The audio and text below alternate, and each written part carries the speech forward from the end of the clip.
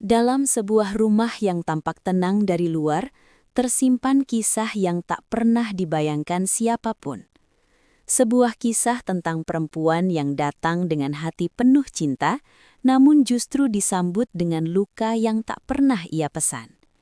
Di balik senyum seorang menantu, tersembunyi air mata yang mengalir setiap malam, hanya karena ia mencoba menjadi bagian dari keluarga yang terus menolaknya. Ibu mertuanya bukanlah sosok yang ramah seperti doa-doa yang dulu ia panjatkan.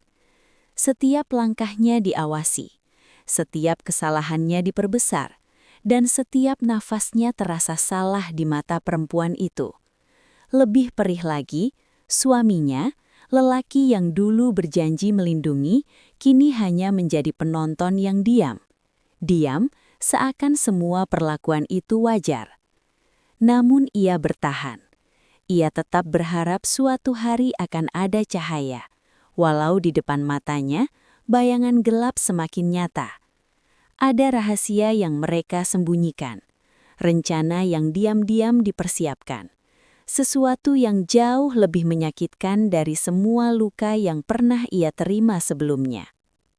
Sebelum kita lanjut ceritanya, tekan tombol like dan subscribe sekarang juga, dan absen di kolom komentar dari kota mana saja teman-teman menyimak cerita ini, agar kami tahu sudah sampai kota mana cerita ini ditonton. Saya doakan untuk yang sudah like, komen, dan subscribe, semoga selalu sehat, dilapangkan rezekinya dan dimudahkan segala urusannya. Amin. Namaku Alia, perempuan biasa yang pernah percaya bahwa pernikahan adalah tempat pulang paling aman di dunia. Aku tumbuh dengan keyakinan bahwa ketika seorang perempuan menikah, ia bukan hanya mendapatkan seorang suami, tetapi juga keluarga baru yang akan menerimanya seperti anak sendiri. Namun nyatanya, tidak semua doa terwujud dalam bentuk yang kita harapkan. Hari itu saat aku pertama kali melangkah masuk ke rumah keluarga suamiku sebagai seorang istri, hatiku dipenuhi keberanian. Aku mencoba menanamkan pikiran positif, bahwa semuanya akan baik-baik saja, bahwa ibu mertua akan menerimaku, bahwa suamiku, Reza, akan menggenggam tanganku dan membimbingku menghadapi kehidupan baru kami. Tetapi yang terjadi justru sebaliknya. Ibu mertuaku, Burika, hanya menatapku dari ujung mata, seolah kedatanganku adalah ancaman, bukan kebahagiaan. Senyum yang dipaksakan itu tidak pernah sampai ke matanya. Dan sejak hari pertama itu, aku mulai menyadari bahwa aku tidak disukai. Bahkan mungkin dibenci. Meski begitu, aku tetap mencoba menjadi menantu yang berbakti. Aku bangun lebih awal, membantu pekerjaan rumah tanpa diminta, memasak makanan kesukaannya dan memastikan semuanya rapi sebelum ia bangun dari tidur siangnya. Namun setiap usahaku dibalas dengan komentar pedas yang menusuk. "Masakan kamu hambar," katanya suatu pagi, padahal Reza memakannya tanpa keluhan. "Rumah ini jadi berantakan sejak kamu datang. Kamu itu perempuan apa? Gak becus." Aku hanya tersenyum. Kadang aku membalasnya dengan kata, "Maaf Bu." Kadang aku diam dan menunduk, menahan air mata yang ingin jatuh. Reza, suamiku, hanya menyaksikan semua itu dari jauh. Tatapannya kosong, seperti seseorang yang tidak tahu bagaimana bersikap. Awalnya aku percaya bahwa dia hanya bingung. Mungkin dia mencoba menjaga perasaan ibunya. Mungkin dia menunggu waktu untuk bicara baik-baik. Tapi semakin hari semakin jelas. Dia memilih diam. Dia memilih membiarkan aku menghadapi semuanya sendiri. Dan diamnya Reza itu berubah menjadi tembok yang semakin tebal antara kami. Hari demi hari, tekanan itu makin terasa. Ada satu kejadian yang selalu membekas dalam ingatanku. Siang itu aku sedang mencuci piring setelah makan siang. Tiba-tiba ibu mertua berjalan masuk ke dapur. Nadanya dingin. "Alia, kamu ini punya tangan apa kotor banget? Masih ada noda di piringnya." Aku menatap piring itu. Bersih. Tidak ada noda apapun. "Maaf Bu, ini sudah saya cuci 2 kali." Ia memegang piring itu, mengangkatnya tinggi-tinggi seperti sedang memamerkan sebuah kesalahan besar. "Kamu tuh jangan ngelawan, kalau saya bilang kotor ya kotor." Tanpa memberi kesempatan, ia membanting piring itu ke lantai.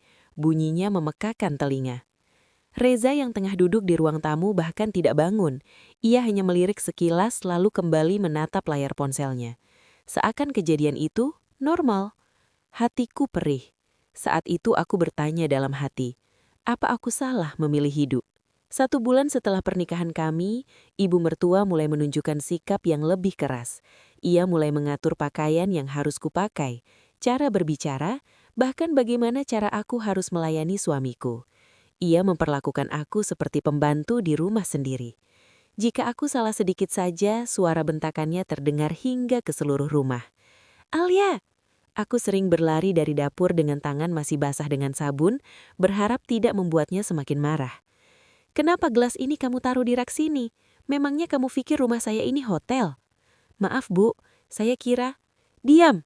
Kamu itu selalu bikin masalah. Aku hanya bisa diam.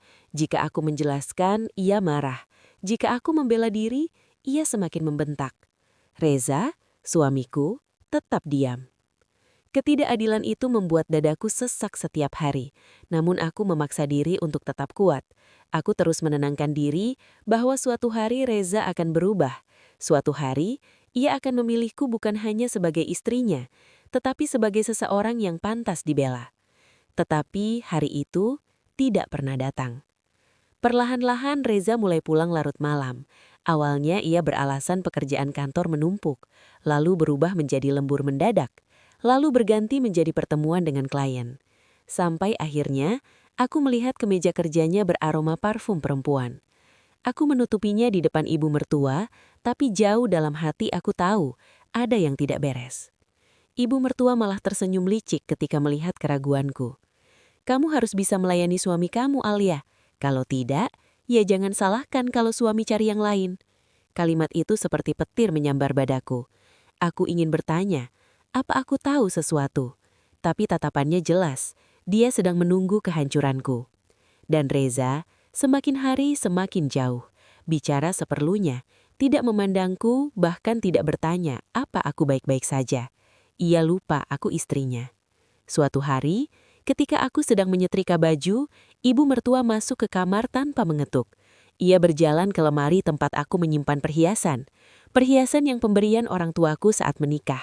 Perhiasan yang memiliki nilai sentimental lebih besar dari nilainya. Tanpa izin, ia membuka kotaknya. Apa yang ibu lakukan? Tanyaku pelan. Ia menjawab sambil mengangkat kalung emas kesayanganku. Ini saya ambil dulu. Bu, itu perhiasan saya. Memangnya kenapa? Kamu itu tinggal di rumah ini, makan pakai uang keluarga kami. Suami kamu kerja untuk biaya hidup kamu. Masa saya tidak boleh mengambil sedikit? Saya butuh itu, Bu. Kamu tidak usah banyak bicara. Ia memasukkan gelang, cincin, dan kalung ke dalam kantong kecil, lalu berjalan keluar sambil berkata dingin, "Kamu tidak pantas punya barang bagus." Aku terduduk, kakiku lemas. Perhiasan yang kupakai saat akad menikah hilang. Aku menangis sejadi-jadinya. Ketika Reza pulang malam itu, aku mencoba bicara.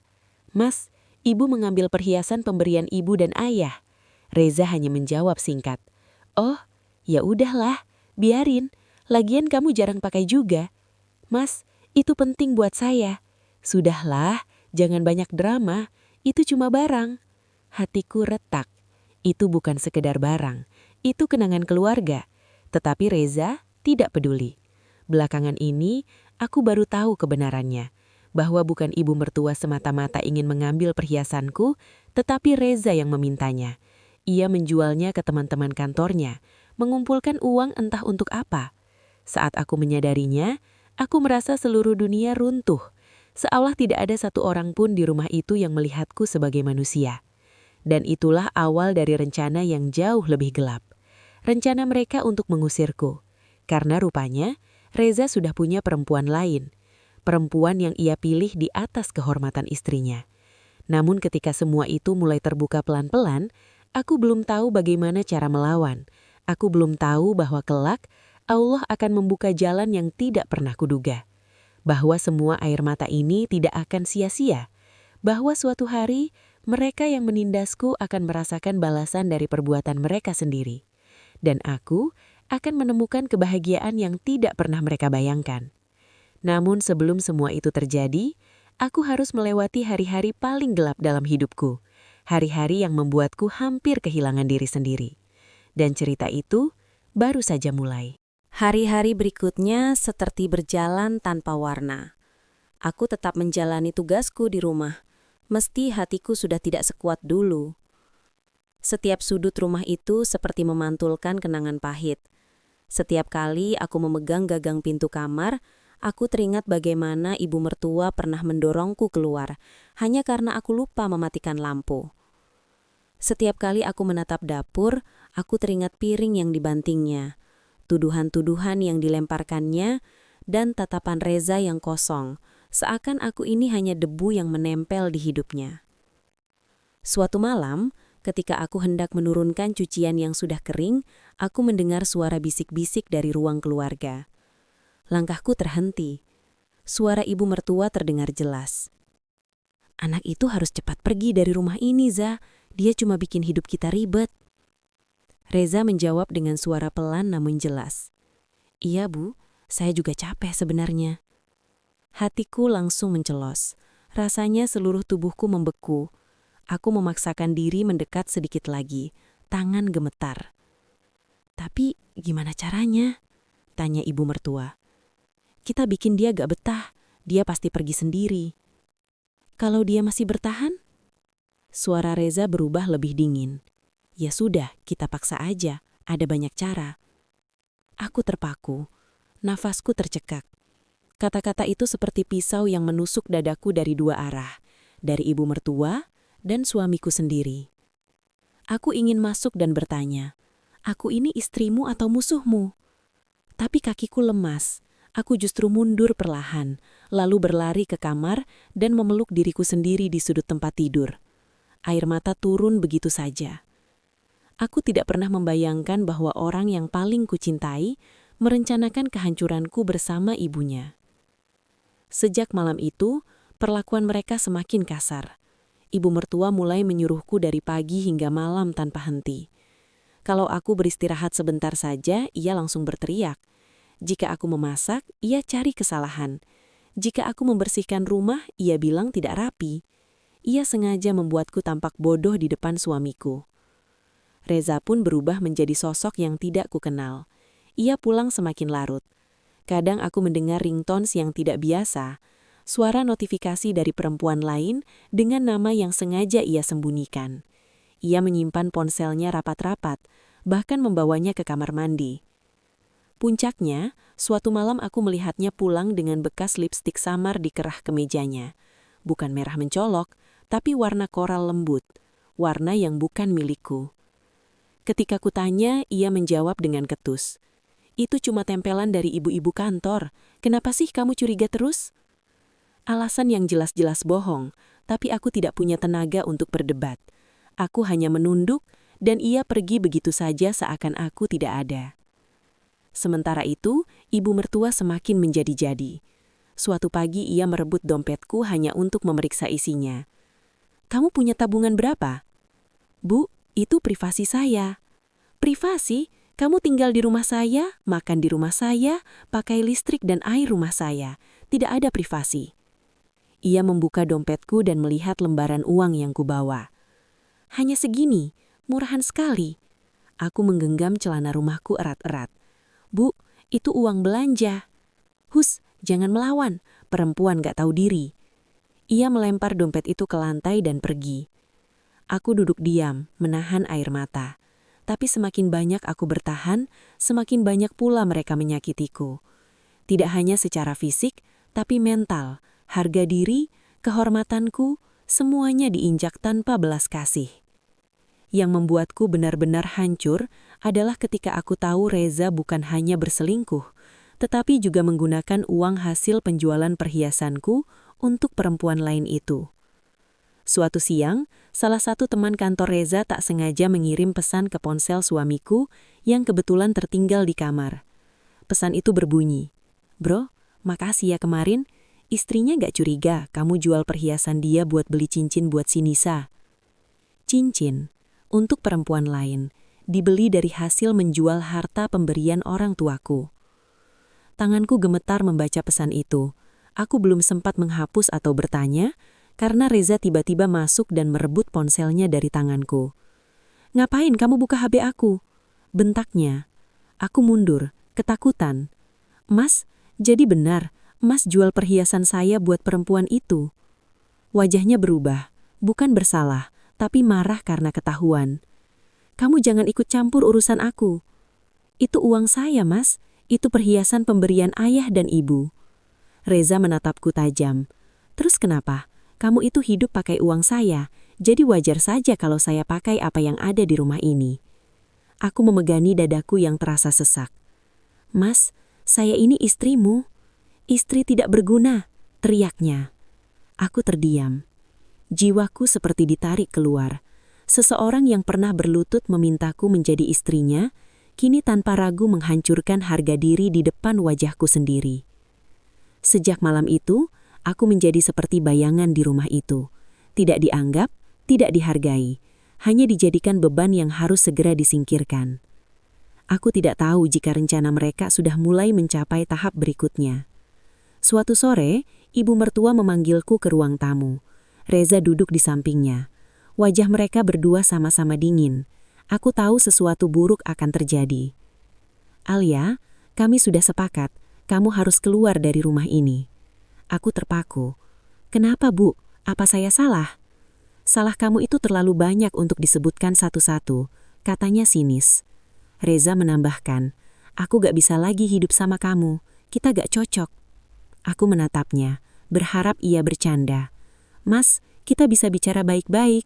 Tolong." "Aku sudah tidak mau. Kamu pergi saja, biar sama-sama tenang." Aku menahan air mata. "Mas, saya gak punya tempat tinggal." "Itu bukan urusan saya," jawabnya. Ibu mertua ikut menimpali. "Orang tua kamu kan punya rumah. Pergi sana, kamu di sini cuma bikin kami sial." Kata sial itu menghantamku seperti batu besar. Tanpa memberiku waktu berpikir, ibu mertua menyeret koperku dari kamar. Ia melemparkannya ke dekat pintu. "Nah, pergi, jangan balik lagi." Aku berdiri dengan tubuh gemetar. Pandanganku kabur oleh air mata. "Mas, saya mohon, jangan begini." Tapi Reza hanya menghindar, tidak menatapku sama sekali. Pada akhirnya, aku keluar dari rumah itu tanpa satupun barang berhargaku. Hanya membawa pakaian seadanya, tanpa uang tabungan, tanpa perhiasan, tanpa dukungan. Hari itu hujan turun deras, seakan langit pun ikut menyaksikan kehancuranku. Aku berjalan pelan, membawa koper kecil yang rodanya terseret karena rusak. Setiap langkah terasa berat. Di belakangku, pintu rumah itu ditutup keras, seolah mereka menutup semua kesempatan bagiku untuk kembali. Aku tidak tahu kemana harus pergi, tapi aku tahu satu hal. Hari itu adalah akhir dari sesuatu yang selama ini kubela dengan seluruh hidupku. Namun aku tidak tahu bahwa hari itu pula adalah awal dari perjalanan Allah mengganti segala kezaliman yang mereka lakukan. Dan takdir sudah mulai bergerak ke arah yang tidak pernah mereka bayangkan. 3 tahun telah berlalu sejak malam paling gelap dalam hidupku. Malam ketika suamiku dan ibu mertuaku meminta aku pergi dari rumah yang selama ini kuanggap sebagai tempatku pulang.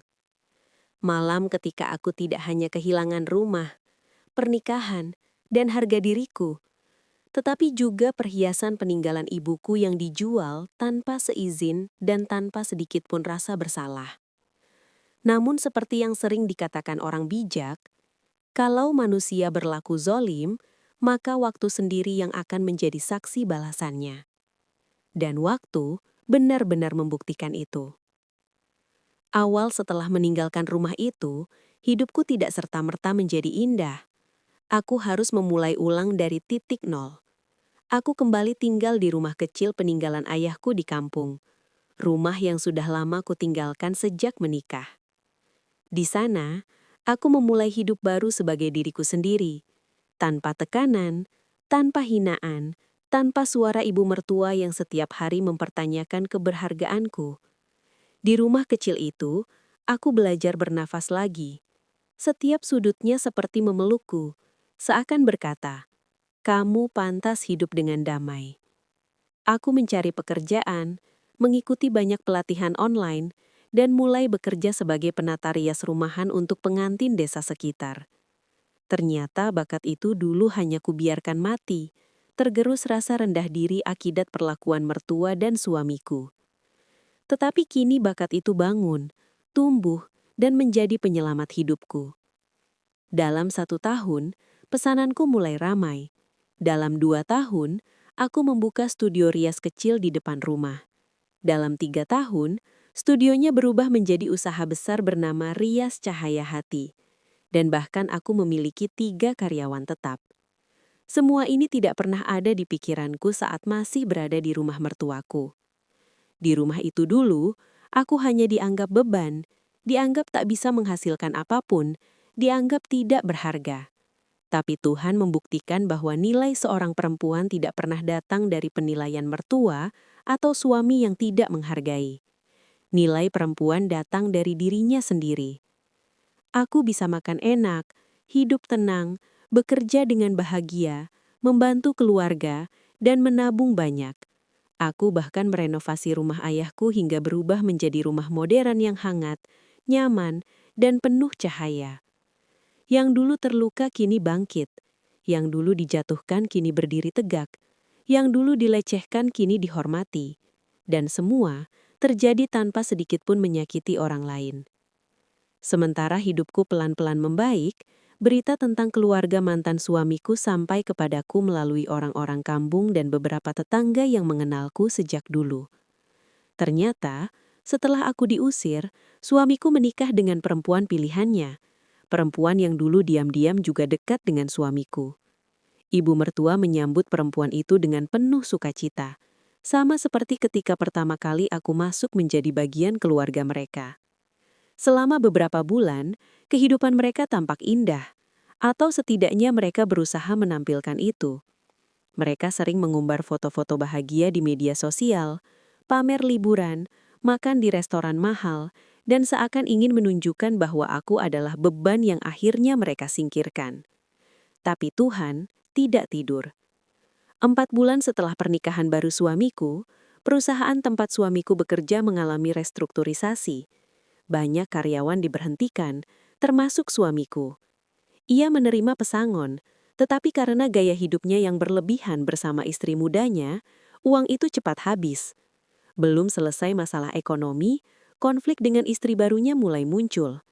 Istri baru itu ternyata memiliki ambisi besar, terbiasa dengan kemewahan, dan tidak mau hidup pas-pasan. Ia mulai menuntut suamiku mencari pekerjaan yang lebih tinggi gajinya. Ketika suamiku gagal, ia mulai merendahkannya, sebagaimana dulu suamiku merendahkanku. Dan ibu mertua, ia yang dulu menganggapku penyebab kesialan, kini menghadapi kenyataan bahwa rumah tangga anaknya tidak tenang. Istri baru anaknya sering membantah, tidak hormat, bahkan berani melawan. Ia ingin uang, ingin fasilitas, ingin hidup tinggi yang tidak bisa suamiku berikan. Hidup yang dulu mereka banggakan, perlahan-lahan hancur dari dalam. Yang paling menyakitkan bagi mereka, tetapi sejujurnya paling masuk akal bagiku, adalah ketika istri baru suamiku ketahuan berselingkuh. Ternyata perempuan itu sudah memiliki hubungan dengan seorang pria lain, bahkan sebelum ia menikah dengan suamiku. Karma tidak perlu pedang, cukup waktu. Ketika suamiku mengetahui perselingkuhan itu, ia marah besar, tetapi perempuan itu malah menantang. Kalau kamu merasa nggak cukup buat aku, itu bukan salahku. Aku cuma cari laki yang bisa kasih hidup enak. Kamu, pengangguran. Kata-kata itu menusuk suamiku. Mungkin seperti dulu kata-katanya menikam aku. Dan untuk pertama kalinya, ia merasakan apa yang dulu aku rasakan. Dilecehkan oleh orang yang ia cintai. Istri barunya meninggalkan ia, mengambil barang-barang berharga yang tersisa, termasuk beberapa perhiasan pemberian suamiku yang sebenarnya dibeli dari hasil penjualan perhiasanku dulu. Setelah ditinggal istri barunya, suamiku kembali ke rumah ibunya. Pekerjaan tidak kunjung dapat, beban hidup bertambah dan utang mulai menumpuk. Ibu mertua yang dulu merasa paling benar, kini harus menanggung hidup anaknya yang kembali sebagai beban. Rumah itu, yang dulu megah dan ramai kini terasa redup. Orang-orang mulai menjaga jarak. Tetangga-tetangga yang suka ikut menertawakan dan menggosip tentangku, kini lebih sering terdiam saat melihat keadaan keluarga itu. Hidup mereka berubah drastis. Ibu mertua sakit-sakitan, suamiku kehilangan arah hidup, dan uang yang dulu mereka hamburkan kini tak ada lagi. Mereka pernah mengusirku karena menganggapku bawa kesialan. Ternyata kesialan itu justru datang setelah aku pergi. Suatu hari, aku menghadiri acara pernikahan sepupuku. Ketika aku turun dari mobil, aku melihat seseorang berdiri tidak jauh dariku. Suamiku.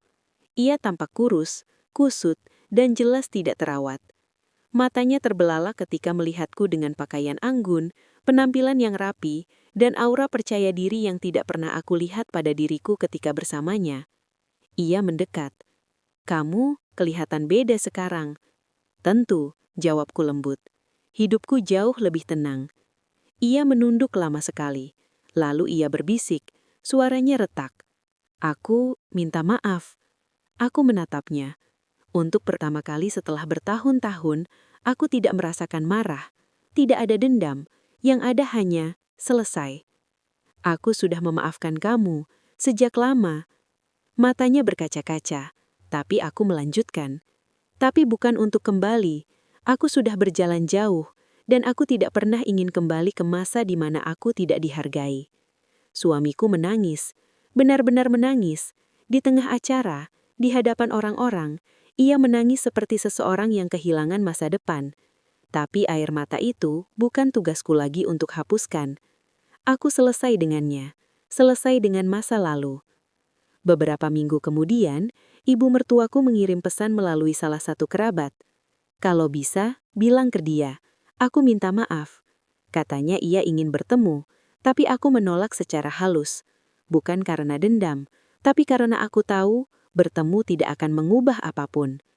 Aku sudah memaafkan mereka, tetapi aku tidak perlu membuka kembali pintu yang dulu membuatku hancur. Luka boleh sembuh, tapi tidak perlu disentuh lagi. Waktuku kini penuh dengan hal-hal baik. Usahaku semakin besar dan berkembang. Aku sering diundang menjadi pembicara seminar kecantikan lokal Bella. Aku bahkan sedang merencanakan membuka cabang kedua studionya. Aku dikelilingi orang-orang yang mencintaiku, keluarga, sahabat, dan pelanggan yang menghargai pekerjaanku. Setiap hari aku bangun dengan rasa syukur, bukan ketakutan. Aku hidup enak, aku hidup bahagia, aku hidup merdeka dari orang-orang yang dulu menyakitiku. Dan yang paling penting, aku hidup dengan harga diri yang utuh. Ibu mertua dan suamiku, hidup mereka kini tetap di tempat yang sama, dengan masalah yang sama, dan penyesalan yang sama. Tetapi itu bukan lagi urusanku. Tuhan punya cara sendiri menyeimbangkan hidup, tak perlu aku membalas apapun. Karena kenyataannya, aku menang. Tanpa harus menjatuhkan siapapun. Aku menang hanya dengan bangkit dan bahagia. Dan itu sudah cukup bagiku.